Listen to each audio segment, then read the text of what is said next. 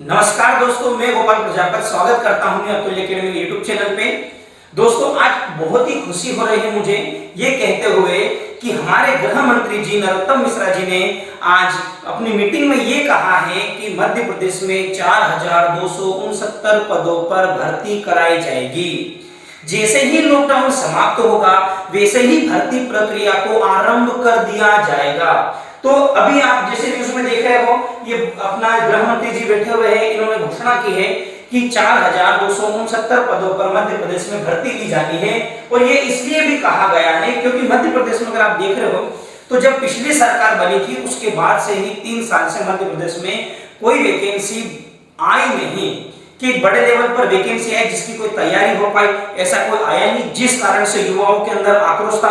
और कहीं ना कहीं ये बीजेपी ने अभी ये किया है, वर्तमान सरकार ने उपचुनाव को देखते हुए जल्द से जल्द उपचुनाव के पहले पहले भर्ती का आयोजन किया जाना है ताकि जो आक्रोशित युवा है उनका आक्रोश कम हो। और इसमें एक दिक्कत ये भी आ रही है दोस्तों कि जो ओवर एज वाला है उसमें दिक्कत ये हो रही है कि 3 साल से वैकेंसी ना होने के कारण कुछ स्टूडेंट ओवर एज हो गए हैं, जिस कारण से वो बाहर हो गए हैं। तो इस पर भी जल्द डिसीजन ले लिया जाएगा, ये कहा गया है। उसके अंदर जल्द एक रूपरेखा तैयार करके जल्द से जल्द लॉकडाउन के बाद वैकेंसी आ जाएगी।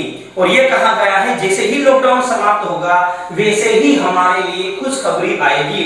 तो अब हम ये इंतजार ना करें कि लॉकडाउन कब समाप्त होगा और कब हम तैयारी करेंगे। तो अब मैं आपको बताता हूं कि तैयारी कैसे करना है। अब वर्दी दूर नहीं है दोस्तों आपके लिए, बस एक ठान लो, एक जिगर में ठान लो कि इस बार आर की पार बस वैकेंसी निकालना मतलब निकालो। और मैं आपको ये इसलिए कह रहा हूं कि ये निकलेगी आपसे क्योंकि पिछली बार 850 बच्चे सिलेक्ट हुए, 850 बच्चे।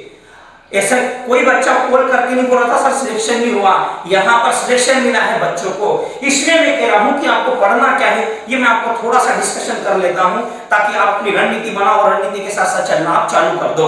इसमें कोई इतना एडवांस लेवल का भी मैथ्स नहीं आता है और ना ही कोई एडवांस लेवल की रीजनिंग आती है। मैं आपको जैसा बताऊंगा आपको वैसी चीजें करना है।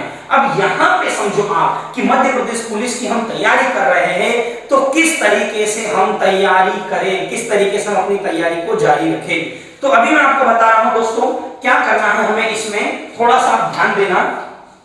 देखिए अब समझिए यहाँ पे कि ये जो आप तैयारी कर रहे हो इसको करें कैसे।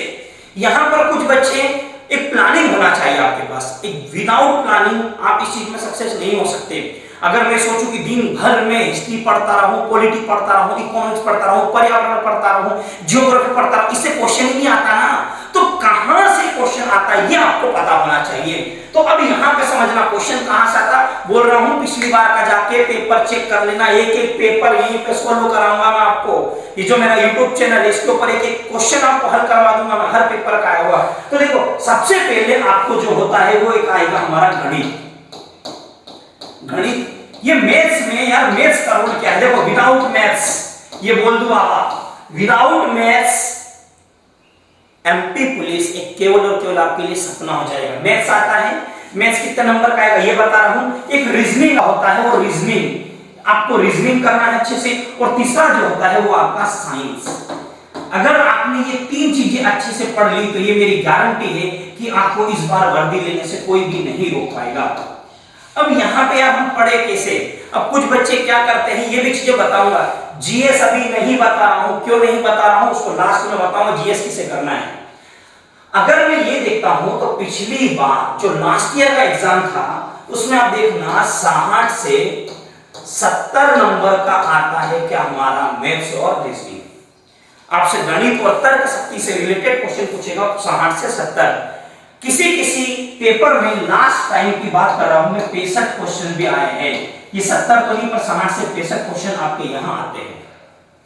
फिर अगर आप अब मैं साइंस पे जाता हूं तो साइंस में आपके क्वेश्चन आते हैं 20 क्वेश्चन आपके साइंस के आते हैं।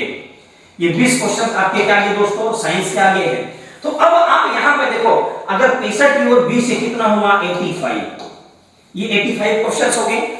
अब जो तीसरी चीज है वो है हमारा जीएस, सामान्य ज्ञान आपको पढ़ना है। अब यार देखो जीएस में आपको पढ़ना क्या है वो चीजें मैं आपको बता रहा हूं। जीएस में आपको ज्यादा टाइम वेस्ट नहीं करना है। अगर आपका टारगेट है एमपी पुलिस तब तो जीएस में आप क्या पढ़ो, एक पढ़ो आप यहां पे एमपी, एमपी पढ़ो। फिर एमपी के साथ साथ आपको पढ़ना है जियोग्राफी। जियोग्राफी में भी अधिकतर इंडियन जियोग्राफी से क्वेश्चन बनता है। अगर आप वर्ल्ड जियोग्राफी पढ़ रहे हो उससे बहुत कम बनता है क्वेश्चन। तो जीएस में आप एक लिमिट रखो। और इसके साथ साथ आपको पढ़ना है विविध, विविध वाला पार्ट पढ़ना है। और विविध के साथ आपको एक चीज और पढ़नी है, स्पोर्ट्स। तो यहां से क्वेश्चन आते हैं। और पिछली बार करंट अफेयर्स ना के बराबर पूछा गया था, ना के बराबर। किसी एग्जाम किसी का एग्जाम जिस दिन होगा उस दिन एक आध क्वेश्चन पूछ लिया गया तो पूछ लिया गया, अन्यथा क्वेश्चन नहीं पूछा गया। तो अब जो मैंने समझा है, अभी तक जो पेपर मैंने देखे हैं, तो जो बच्चों का सिलेक्शन हुआ है उसके बेस के ऊपर मैं आपसे बात कर रहा हूं। आपको सबसे पहले तो आपको करना पड़ेगा कवर मैथ्स और रीजनिंग। देखो आपको मैथ्स और रीजनिंग आता कोई जरूरी नहीं है, आता भाई मेरे को भी आता मैथ्स, पर कोई जरूरी नहीं। जरूरी ये है कि आप वहां कितने समय में मैथ्स और रीजनिंग को कर पाते हो। मेन आपका टाइम का है। अगर आप टाइम को कंट्रोल कर पाते हो दोस्तों, तो यकीन मानो कि अब आपसे वर्दी ज्यादा दूर नहीं है। तो पहले आपको मैथ्स को अच्छे से करना है, फिर उसके बाद आपको रीजनिंग करना है, उसके बाद आपको साइंस करना है। और जीएस में मैं आपको बता रहा हूं एमपी जियोग्राफी। एक विविध वाला पार्ट लो, विविध में फैक्चुअल चीजें हैं वो पढ़ लो, और स्पोर्ट्स ये चीजें पढ़ना आपको। इसके अलावा दूसरी चीजें अभी कम पढ़ो, पढ़ो जरूर पर कम पढ़ो। क्यों? क्योंकि जो दूसरी चीज होती है, अगर मैं पूरी हिस्ट्री पढ़ लेता हूं, पूरी हिस्ट्री पढ़ूंगा, जियोग्राफी पूरा पढ़ूंगा, फिर उसके बाद में यहाँ पे पॉलिटी पढ़ूंगा, इकोनॉमिक्स पढ़ूंगा, तो यहाँ पर ये केवल और केवल समय बर्बादी है। तो अब हमारे लिए एक अच्छी खुशखबरी की बात आई है, तो हमें इन चीजों को ज्यादा से ज्यादा कवर करना है। अब जैसे ये बता रहा हूं मैं आपको कि अगर हम मैथ्स पढ़ते हैं तो यार मैथ्स में हम क्या पढ़े। देखो मैथ्स में कोई इतना एडवांस लेवल का पार्ट नहीं आता है। जो मैथ्स है नॉर्मल मैथ्स आता है। अब ये नॉर्मल मैथ्स भी क्या है यार, ये मैं आपको देखो जैसे जैसे मैं आप मेरे वीडियो देखते जाओगे, अब से मैं एक काम करूंगा आप लोगों के लिए, डेली एक पेपर का मैथ्स और रीजनिंग लेकर आऊंगा और उसे यहाँ पे सोल्व करूंगा मैं आपके लिए, और उसे मैं अपने चैनल पे अपलोड कर दूंगा ताकि आप उससे जुड़े रहो। लास्ट ईयर के जितने भी जो क्वेश्चन आए, ये सारे के सारे क्वेश्चन, जिसे कुछ बच्चे आते हैं कोचिंग तो उन्हें पता है कि मैंने आपसे सारे के सारे पेपर सेट लगवा दिए, उसमें हमने एक एक क्वेश्चन किया, किसी क्वेश्चन को नहीं छोड़ा।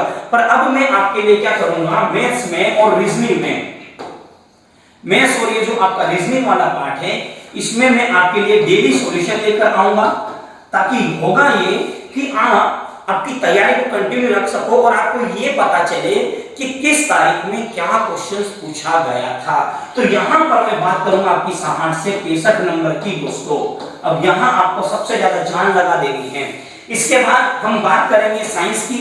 आपकी साइंस की भी क्लास स्टार्ट हो जाएगी। साइंस का मैंने आपको बताया 20 नंबर का फिक्स होता है साइंस, और यहाँ एमपी की क्लास भी आपकी स्टार्ट हो जाएगी, और साथ ही साथ आपकी जीएस की क्लास भी स्टार्ट हो जाएगी। जीएस में विविध पढ़ेंगे, स्पोर्ट्स पढ़ेंगे, ये सारी चीजें आएगी। तो दोस्तों अब बिना विलंब किए कॉपी पेन उठाओ और पढ़ना चालू करो। इस लॉकडाउन के चक्कर में मत रहो कि कब कोचिंग चालू होगी और हम जाएंगे वहां पढ़ेंगे। मैं आपको यहीं से बता रहा हूं, घर पे ही जो आपके पास नोट्स है उनसे आप पढ़ना चालू करो, और जो मैं डेली जो लेक्चर डाल रहा हूं उन लेक्चर्स को भी देखो और पढ़ना अब चालू कर दो दोस्तों। अब हमारे पास बिल्कुल भी समय नहीं है, क्योंकि ये 4269 पद है। अब समझो कंपटीशन कितना है। अब कंपटीशन तो है इस युग में, पर अगर आप अभी हार गए तो बाद में बहुत पछताओगे। कुछ लोगों के भी मन में भ्रम है, मंजूरी दी गई, ये बात पक्की हो गई है कि जो 3 साल से मध्य प्रदेश में सूखा पड़ा था वैकेंसी को लेकर, अब उसमें कुछ हरियाली आना चालू हुई है। तो सभी दोस्तों से उम्मीद करता हूं और मेरे प्यारे विद्यार्थियों से उम्मीद करता हूं कि घर पर रहकर अब आप अपनी पढ़ाई को जारी रखोगे। थैंक यू दोस्त। जय हिंद, जय भारत। हम होंगे कामयाब एक दिन।